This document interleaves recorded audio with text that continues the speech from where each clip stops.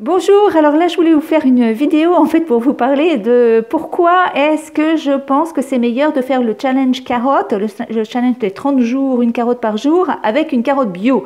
Alors pourquoi je trouve que c'est mieux de le faire avec une carotte bio? Eh bien tout simplement parce qu'avec une carotte bio on peut faire quelque chose qu'avec les autres carottes on ne peut pas faire forcément.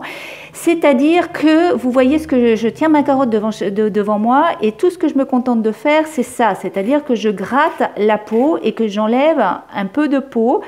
uniquement avec un couteau comme ça, un couteau tout bête, bon, qui marche bien sûr, qui coupe bien, mais qui n'est pas un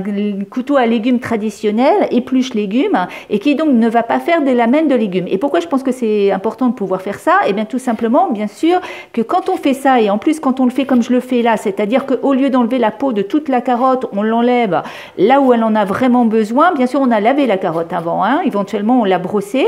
mais quand on fait juste ce que je suis en train de faire, c'est-à-dire qu'on enlève vraiment ce qui est nécessaire d'enlever, mais pas plus que ça,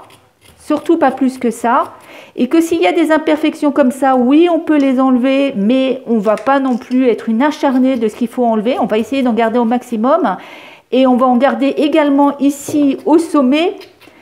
Et bien évidemment, quand on fait ça, hein, quand on épluche une carotte en gardant vraiment au maximum sa peau, eh bien ça va garder des vitamines parce qu'on sait que les vitamines, elles sont directement sous la peau et que l'ensemble des vitamines d'une carotte, en tout cas la majorité des vitamines de la carotte, se concentrent directement sous la peau. Et donc c'est tout simplement quelque chose qui va nous permettre d'avoir beaucoup plus de vitamines de notre humble carotte. Donc sur 30 jours, vous allez avoir des avantages, vous allez avoir plus de vitamines grâce à ce petit truc. C'est pour ça que je vous recommande la carotte bio. Et pourquoi bio, bien sûr? Parce que comme on n'a pas peur des pesticides et autres saloperies, on va dire, qui se trouvent sur la peau des carottes